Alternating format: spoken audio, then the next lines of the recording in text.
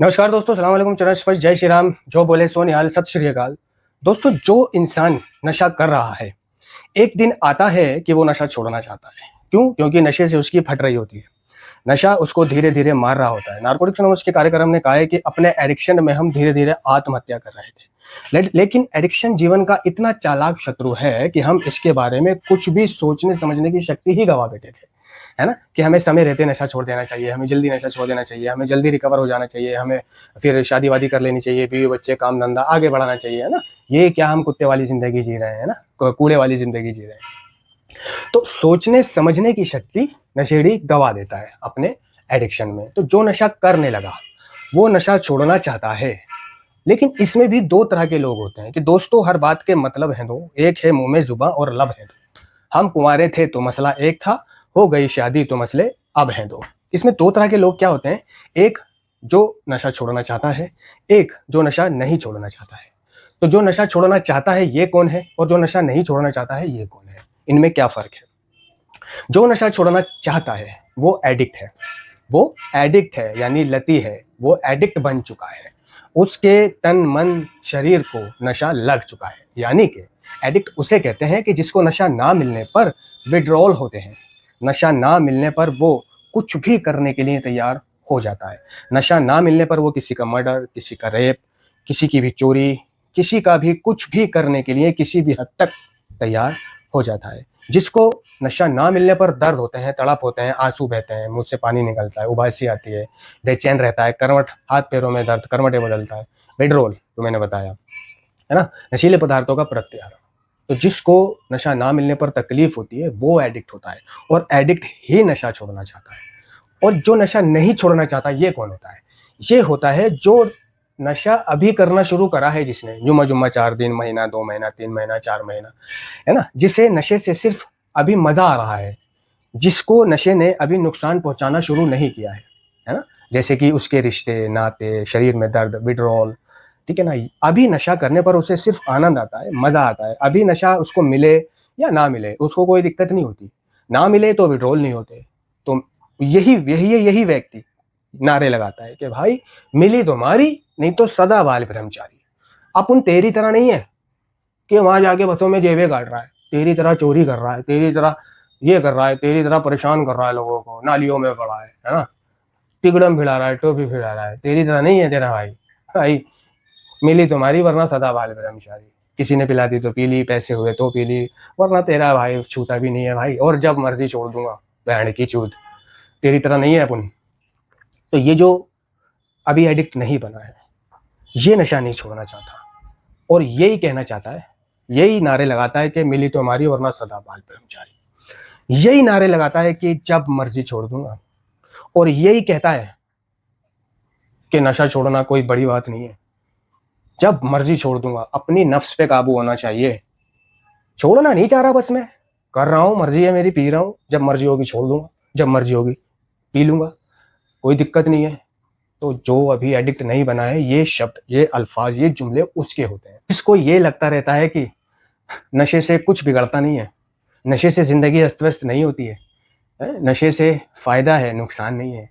थकान दूर होती है, अच्छा लगता है, गर्मी है तो मज़ा आएगा, सर्दी है तो अच्छा लगेगा, जान आती है, भाग-दौड़ कार्य करने में हिम्मत मिलती है, जिसको ये लगता रहता है अभी नशे से। लेकिन जब ये एक दिन एडिक्ट बन जाता है, एडिक्ट, है ना? है ना? कार्यक्रम ने जो कहा कि भाई हम एक दिन में एडिक्ट नहीं बने, हमें एडिक्ट बनने में सालों लग गए थे, सालों लग गए थे, ठीक है? 1 साल कह सकते हो, किसी-किसी को 2 साल भी हो जाते हैं एडिक्ट बनने में, है ना? किसी-किसी को 3 साल भी लग जाते हैं एडिक्ट बनने में, है ना? इतनी जल्दी एडिक्ट नहीं बनता नशेड़ी। और जब वो एडिक्ट बन जाता है, तब उसे पता चलता है कि मैं जो दुनिया से कहता रहा कि मिली तुम्हारी वरना सदाबाल ब्रह्मचारी, मैं गलत था, है ना? तब उसको लगता है कि हाँ, नशा नहीं छोड़ा जा सकता। नशा छोड़ने के लिए अपनी नफ्स पे काबू रखना, ये काम नहीं आता।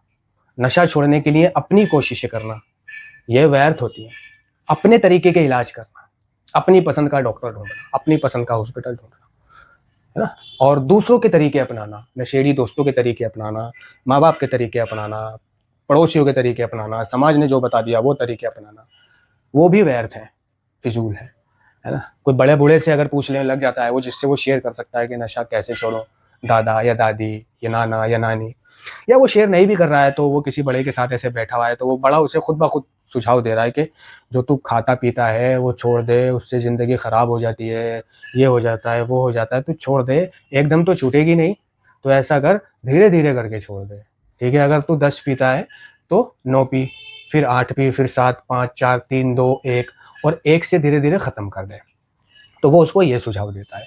दोस्त उसको ये सुझाव देते हैं कि खा पी मौज ले, नहा धो, 72 घंटे की टूटन होती है ना? और घर में पड़ा रहे और स्पास्मो प्रॉक्सी-1, विलियम विलियम 5 रात को ये खा ले, या डेपरन 5 खा ले, या एल्प्रेक्स 0.5 ये खा ले, या नंबर 10 खा ले, है ना? एल्प्राज़ोलम। तो वो उसको ये सुझाव देते हैं, ठीक है? और वो ये सारे तरीके अपनाता भी है, लेकिन वो पाता है कि वो फिर भी नशा नहीं छोड़ पाया। उसने अपने भी तरीके अपनाए, नशा छोड़ने के हॉस्पिटल जाता है, वो हॉस्पिटल काम नहीं आया, साइकियाट्रिस्ट डॉक्टर को दिखाया, काम नहीं आया, वैद्य काम नहीं आया, हकीम काम नहीं आया। माँ बाप ने भी अपने तरीके अपना लिए उसका नशा छुड़ाने में, लेकिन माँ बाप के भी अपने तरीके काम नहीं आए, दादा दादी भाई बहन किसी के कोई तरीके काम नहीं आए। तो नशा वो चीज़ है कि जब इंसान को लग जाता है, जब नशेड़ी उसका एडिक्ट बन जाता है नशे का, तो उसे वो कुछ भी कर ले, एड़ी से लेकर चोटी तक का जोर लगा ले, उसका कोई जोर काम नहीं आएगा कि वो नशा छोड़ दे, ठीक है? तो नशा फिर छूटे कैसे? छूटे कैसे? तो देखो, हमारा नशे से मुक्ति का संदेश हमारे अपने अनुभव पर आधारित है, या मैं ये कह सकता हूँ कि मेरा नशे से मुक्ति का संदेश यानी आप लोगों को बताने का, एक मैसेज देने का, नशा कैसे छोड़ें, ये जो मैं मैसेज दे रहा हूँ ये मेरे अपने अनुभव पर आधारित है। यानी मैंने नशा किया, ठीक है, मैंने ये सब भुगता, मैं भुगत भोगी हूँ, और फिर मैंने कि नशा छोड़ा। तो नशा कैसे छोड़ते हैं, नशेड़ी क्या क्या कर सकता है, कैसे कैसे सोच सकता है, वो सब मुझे मालूम है। तो मैंने नशा कैसे छोड़ा, मैं ये बता सकता हूँ कि मैंने जो मैं ये सोचता था कि मैं नशा नहीं छोड़ सकता, मेरा नशा नहीं छूट रहा, मैं मरूंगा, मेरा कब्र में जाकर ही, चिता पर ही जाकर नशा छूटेगा, मैंने ये एडमिट कर लिया था, एक्सेप्ट कर लिया था कि मेरा नशा नहीं छूटेगा। मैंने ये कबूल कर लिया था कि मैंने मरना है ना? और जिस दिन मैंने ये कबूल करा कि मैंने मरना है नशा कर करके, तो क्यों ना सारी टेंशन भुलाकर मैं दबा के नशा करूं और मरूं। मरना तो है ही, तो सोचूं क्यों कि मैं मरने वाला हूं? क्यों ना नशा करूं, क्यों ना दबा के नशा करूं, क्यों ना दबा के ऐश करूं। तो जब मैंने ये एडमिट करा कि मैंने मरना है, मेरा नशा नहीं छूटेगा, क्योंकि सारे तरीके अपना लिए मैंने, घर वालों ने भी अपना लिए, मैंने खुद भी अपना लिए, वही दवा, डॉक्टर, वैद्य, हकीम, चिकित्सा, बाबा, अपने तरीके, दोस्तों के तरीके, दादी दादी अम्मा इनके तरीके, पर मेरा नशा नहीं छूट रहा। तो जब जब नशेड़ी ये एडमिट करता है कि उसने मरना है तो क्यों ना दबा के नशा कर, तो फिर वो दबा के नशा करता है।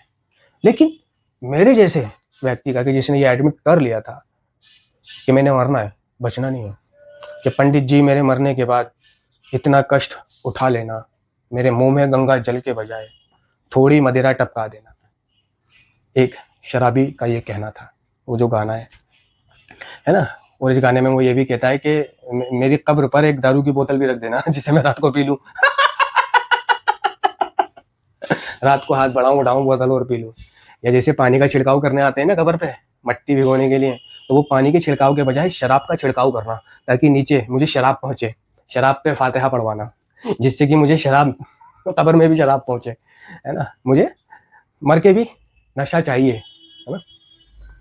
तो मेरे जैसे नशेड़ी का नशा छूटा, जिसने ये एक्सेप्ट कर लिया था कि मैंने मरना है, नशा छूटने वाली चीज़ नहीं होती है। तो मैं आप लोगों को ये बता सकता हूँ कि मेरा नशा कैसे छूटा।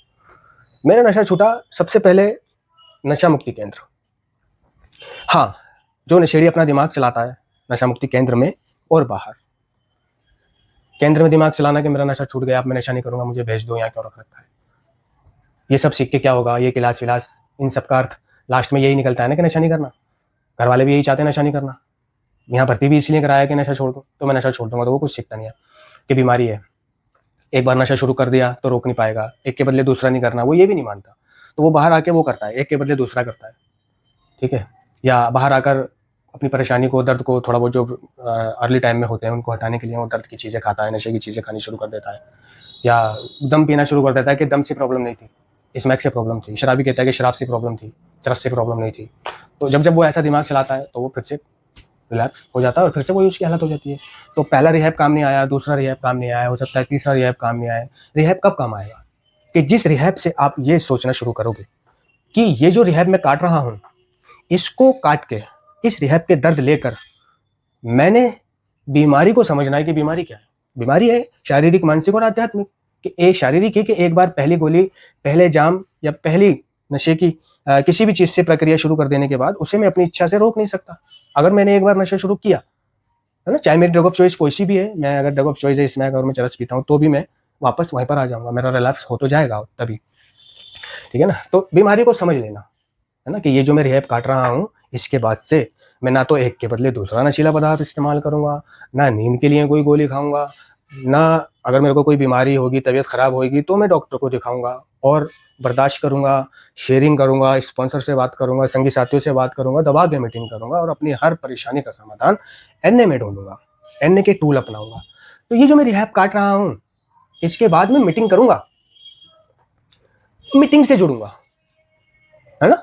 और कुछ भी हो जाए मेरे हालात जीवन में, मन करे शादी हो, ब्याह हो, पार्टी हो, उपहार हो, उत्सव हो, त्योहार हो, कोई फोर्स करे, प्रेमिका छोड़ के चली जाए, किसी परिजन की मृत्यु हो जाए, खुदा ना खास्ता, है ना, तलाक हो जाए, कुछ भी हो जाए, मैं नशा नहीं करूंगा, चखूंगा ही नहीं उसे। तो मैं ये रिहैब में इसलिए काट रहा हूं ताकि मैं अब ये सारी चीजें सीखकर बाहर जाकर नशा ना करूं। तो जब मैंने जिस रिहैब से भी मैंने ये चीज सोची कि ये दर्द कुछ दिनों के हैं, इसके बाद जिंदगी अच्छी है ना। अगर मैंने ये सोच लिया कि ये 6 महीने के दर्द के बदले या 4 महीने के दर्द के बदले लास्ट रिहैब में जितने भी दिन का काट रहा हूँ, जो जिंदगी है वो पूरी जिंदगी अच्छी हो जाएगी। मान लो लास्ट रिहैब में 4 महीने का काट रहा हूँ, ठीक है, या 1 महीने का काट रहा हूँ, तो मैं ये महीना काटने के बाद, ये दर्द लेने के बाद मीटिंग करूंगा और नशा नहीं करूंगा। जीवन जैसा है उसे उसी रूप में स्वीकार करूंगा और जो बाकी लोग नशा नहीं कर रहे हैं उनके साथ जुड़ूंगा और मैं भी नशा नहीं करूंगा, उनके जैसे रिकवर होगा। तो ऐसा सोचा लास्ट रिहैब से।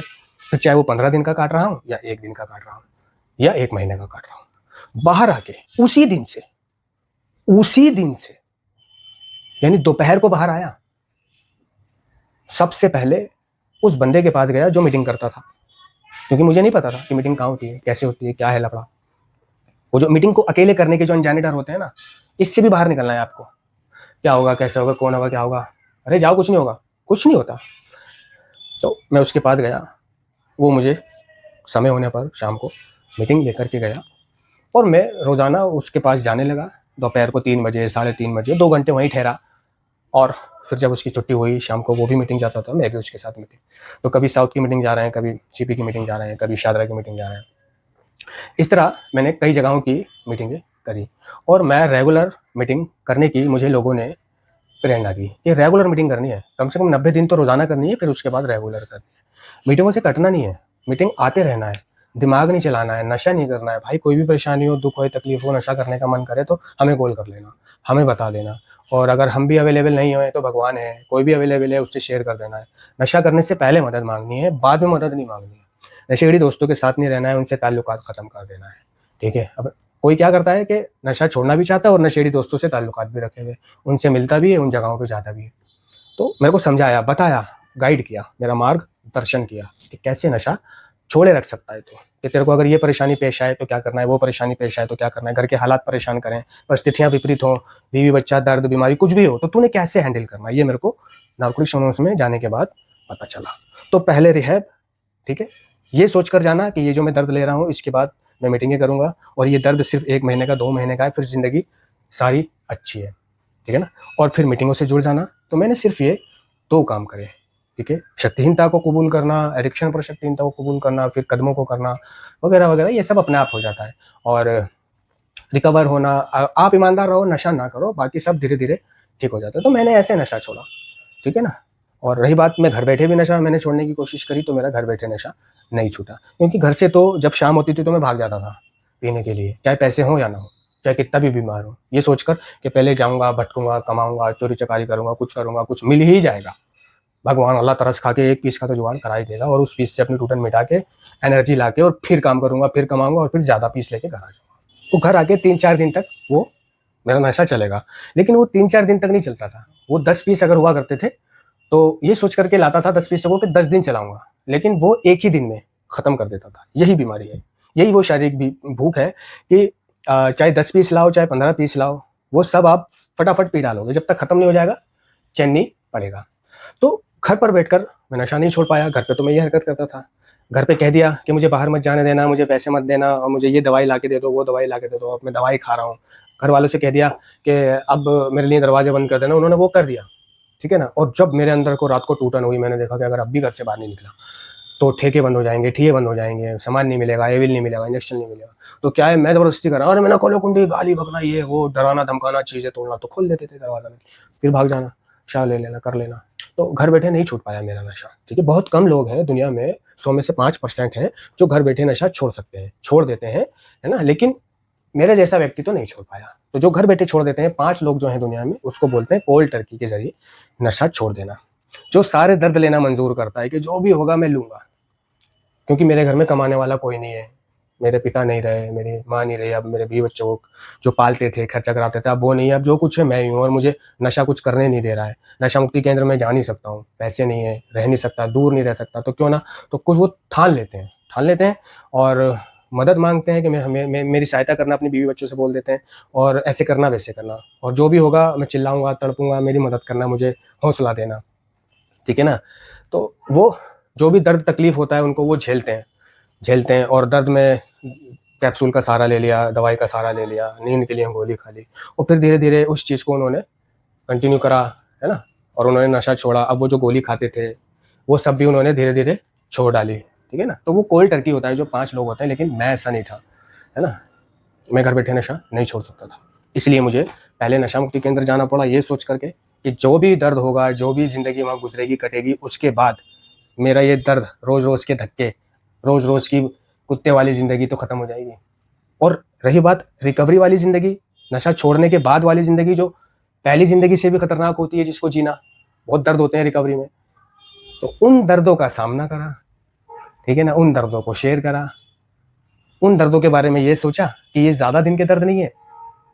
सब जब अर्ली रिकवरी में होते हैं तो सबके साथ यही होता है, सबकी जिंदगी ऐसी होती है, धीरे धीरे सब ठीक हो जाएगा, सब मिलेगा। धन्यवाद।